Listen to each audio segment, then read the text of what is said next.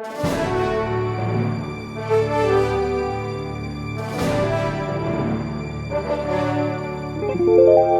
is Will Stewart from OnlineChessLessons.net. I'm going to be looking at a very nice game by Mr. Gata Kamsky in round 7 of the 2013 Tradewise Gibraltar tournament.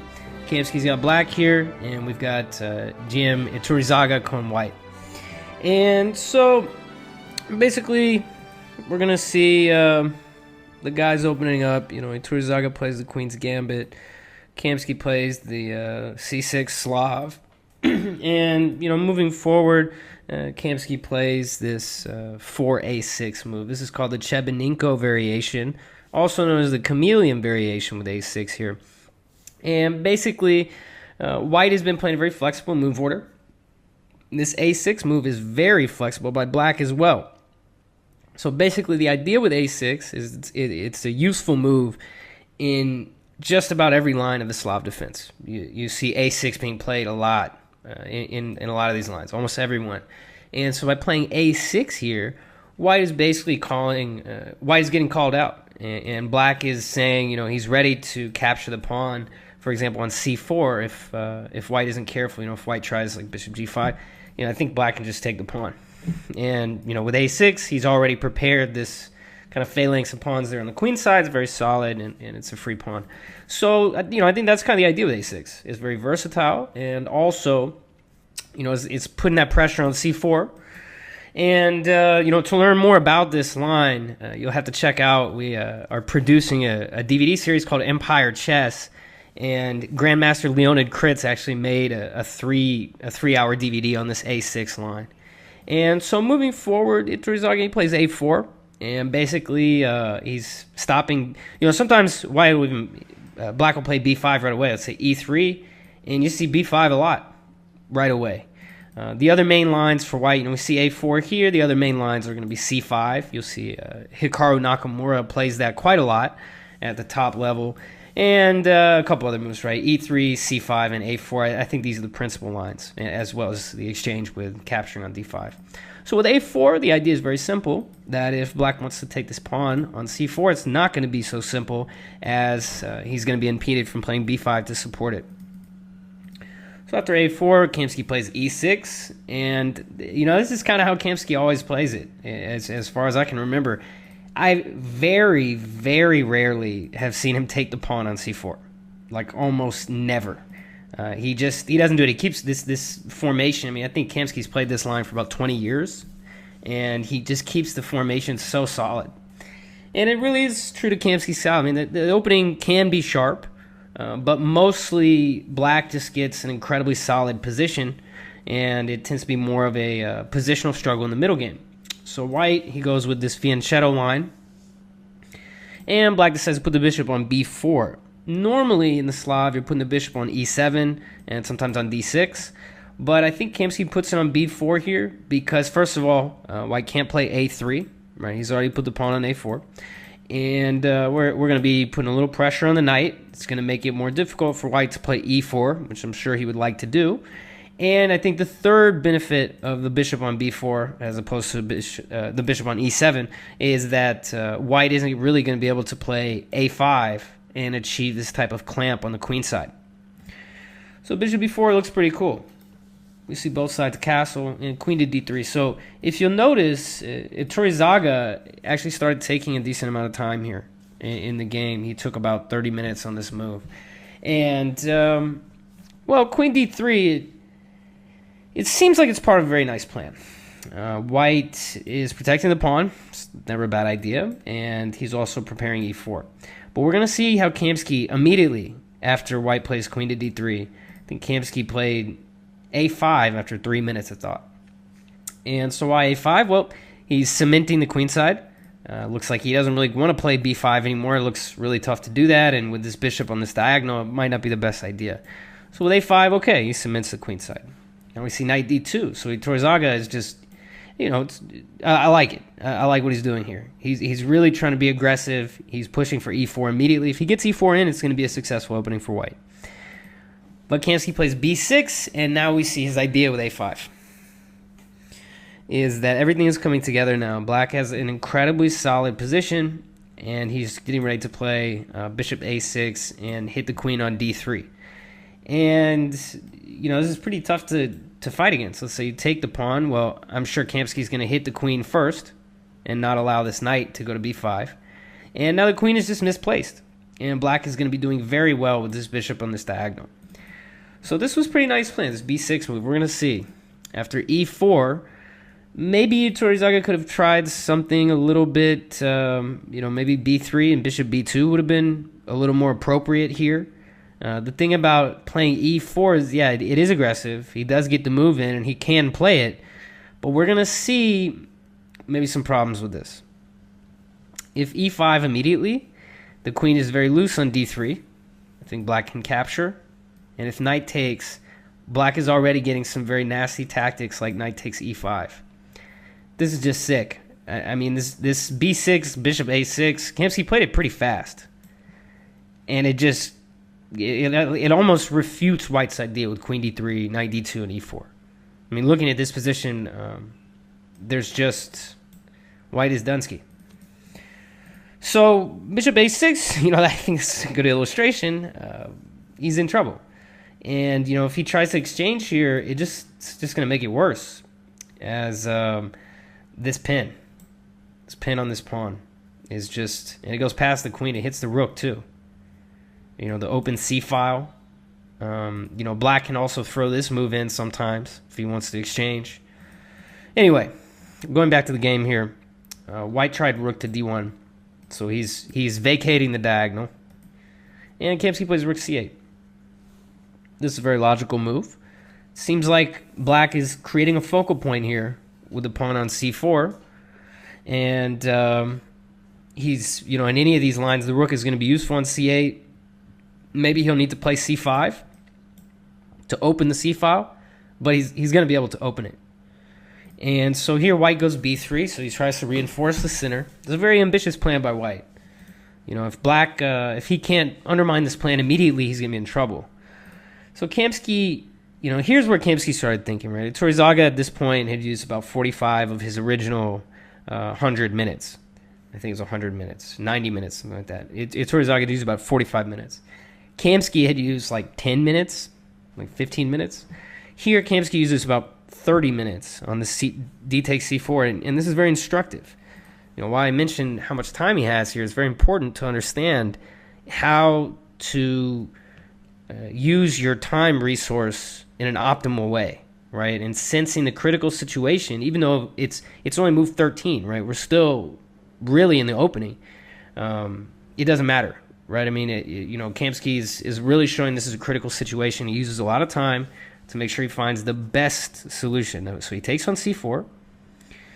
I think if pawn takes, this is another illustration of the weakness of the queen on d3 is knight to e5. And we can see that black's pieces, he's just got incredible coordination, and meanwhile white has just made so many moves with his pawns that he just doesn't have that type of coordination. In this position, black's position is falling, or white's position is falling apart. Black's going to win at least a pawn. Just too much pressure on all of these squares. Black is just all over it. So that's why white recaptured with the knight. And here Kamsky dropped a bomb. Played b5. So he prepares the bomb drop. b5, he's starting to open the position. White goes knight e3. I think white probably needed to take this. And we could see a lot of different things. But maybe not, right? If bishop takes c3. And now pawn takes b5. So white can't take on b5. The tactics are working against him with the rook on the c file already. So I don't think white can take it, actually. If he takes, even taking here, actually, this is probably better for black. It's even easier. And we can see that white is going to lose one of those knights. So he can't take. So b5, pretty nice. Kamsky just hits b5. He can't take it. White moves. And now black plays knight to c5. So this is the bomb drop. Really crazy move. It makes a lot of sense. Black's knight is loose. His queen is protected, but in a very exposed place. That square is exposed. And so that's what the reasoning here is with knight to c5. All right, so In the game, white played queen b1. What could have happened after knight to c5, this is the point. If he takes, black's going to trade queens. Now the rook, these guys are loose. He's going to take on a4. And these bishops are just too strong. They're simply too strong.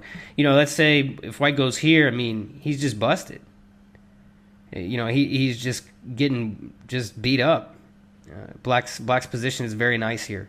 Right, material equality has been restored, but black's pieces are just all over him, and white has a lot of weaknesses. So, also, if knight to c4 in this position after pawn takes, knight c4, black is just going to take on b3, and white has the exact same problem on this diagonal, right? The a6 to f1 diagonal.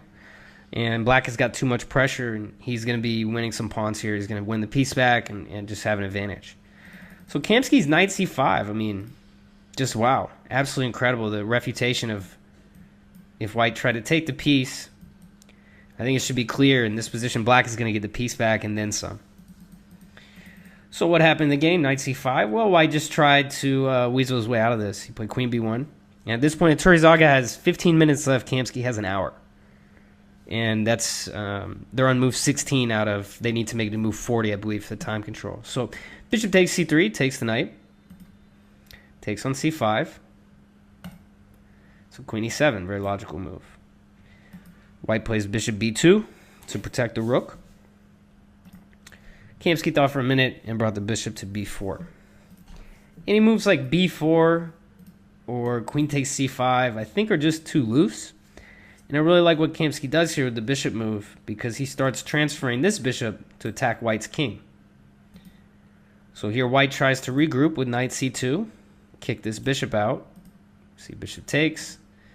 And now white tried to get his money back. He tried to get the pawn back by taking on b5. I don't blame him, because we think white's worst piece is definitely the rook here on a1. And so if he can get just any kind of play with the rook, I mean, that's quite an achievement. Maybe here white needed to just accept that he was down a pawn and play bishop to d4. This diagonal, it doesn't seem so aggressive, but it's actually quite a threat. Maybe the queen could swing to a7, and the knight can definitely come to g4. I mean, that's a lot of easy ways to attack f2. So bishop to d4, just accepting you're down a pawn and trying to fight off worse ending. Maybe this was the best way to continue. I mean, it's still not even that easy. e5, we can see similar stuff to the game where black is just better quite a bit. In the game, Iturrizaga, he thought, maybe a little too long, he thought about 10 minutes, and he took this pawn. Black recaptures with the bishop, so that is protected, still on the open diagonal and protected right there after rook takes a5. And so here's where black really goes for the kill. Plays knight g4, hits the focal point, forces bishop d4. Now he plays e5. Basically, if just trying to force the capture to almost develop black's queen for him.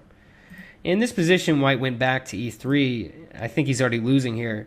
If bishop takes, queen takes. There's really no way to defend this. This knight is a goofy piece, right? If rook f1, trying to play on the fact that this bishop is pinned, black is going to play queen to b6. He's going to attack the rook, defend his queen, and the next move he's going to take the rook on f1 and have an easily winning game. Just up a free exchange. So in the game, black didn't want to allow that. He didn't want to take. So he played bishop e3. And now pawns are equal, right? Material is dead equal, but black is going to get a very strong initiative here. So he plays rook to d8. This is very attentive, right? I mean, if you notice your opponent's rooks, one of them is kind of in no man's land here, kind of out of play, and they're disconnected. It's a really good idea to trade off a pair of rooks, as Kamsky does here, because now black's he's gonna take over the d file. So white tries to go back and fix this, protect his back rank. Maybe he should play h3, but it doesn't look like he has much time for this type of stuff. Maybe there's just taking and some type of rook to d8 very soon. Let's just say, for example, we could go into something like this. Rook d8. There's a lot of different options. But I think in anything, I mean, black is going to maintain a pretty nice edge. White was really low on time, so he played rook a1, just trying to defend. Now black plays a very nice move, bishop d3. And so this move, it's just very good, right? I mean, we know that white doesn't want to take this bishop because after that, his f2 square is going to be really weak. So with bishop d3, he prevents a trade of rooks. It's always nice to prevent trades when you're attacking. And he piles up, starts attacking the knight here. White tries to defend, and just a very simple forced exchange. Very nice by Kamsky. I mean, very simple stuff, right? White tries to trade when he can. And now he takes with the bishop. Like, this is very, very important. Taking with the knight, you might think, well, the bishop is on such a nice diagonal, such a great square, but white's chances of drawing this game have just skyrocketed. Even though black is up a clean pawn here, right? This f7 pawn, you could say. With the opposite colored bishops on the board, you know, white probably has, I think white has good chances of holding the draw in this position. I mean, black is definitely pressing, but I think white is okay. Maybe loop the bishop around to hit f7. And so that's why he took with the bishop. Because now taking with the knight, and we're going to see, so he gives white this pawn. It doesn't really matter anyway. What matters is the king. And so here with queen b4, the point of queen b4 is not so much to attack b3. Really not at all. Really, I think the idea with queen to b4 is to get either to d4 or b6, just any one of these squares, where it's going to be on this diagonal pointing at white's king. And we're going to see why that's important. So in the game after queen b4, white goes queen a4, just trying to take that away, wants to trade, wants to defend his rook, and black made, you know, he gets on the diagonal. So king h1, and he's in a lot of trouble. I mean, no time to play h3. You're going to run into this check, lose the exchange. That should be too much material to come back from. And so we see king h1 and g6. So black doesn't even play knight to g4. He doesn't even play this move. And so maybe it's just not quite forcing enough yet, because he's not going to be able to use his rook in the attack. He's going to have to watch his back rank. And so that's why instead he plays this g6 move, because now when he makes the knight g4 move, or whatever move, maybe rook to d2 is a real threat now, his rook is going to be able to get in the attack. He doesn't have to worry about getting mated anymore. So white tries to defend. Rook to d3. And so Kamsky's getting low on time now. Iturrizaga has been making moves with less than a minute for the last 5 moves. So very bad use of his time in this game. Rook d3. White tries to defend. Really, I think it's all over. After this move, rook to b1, I mean, black has a lot of different ways. Let's say a sample line, knight g4, threatening to check. Maybe check anyway. And queen to g3. I think this pretty much sums it up. The type of situation that white is in, it's over. I mean, there's no coordination. Meanwhile, all the black's pieces are attacking together. So going back here after queen to b2, black is definitely looking for the kill shot. You know, he's got all of his pieces waiting, whereas white's pieces are just kind of there, just defending. And so he plays rook d1. The idea is he forces an exchange. And now white is in some serious trouble. He's starting knight f2 and knight h3 check, which would pretty much lead to a checkmate.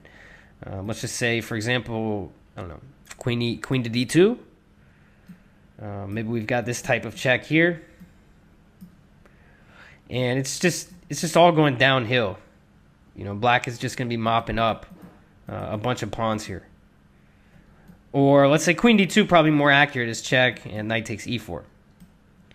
So those are the various, those are the tactical themes, right? If you can get the knight to f2, as in this situation, it's game over.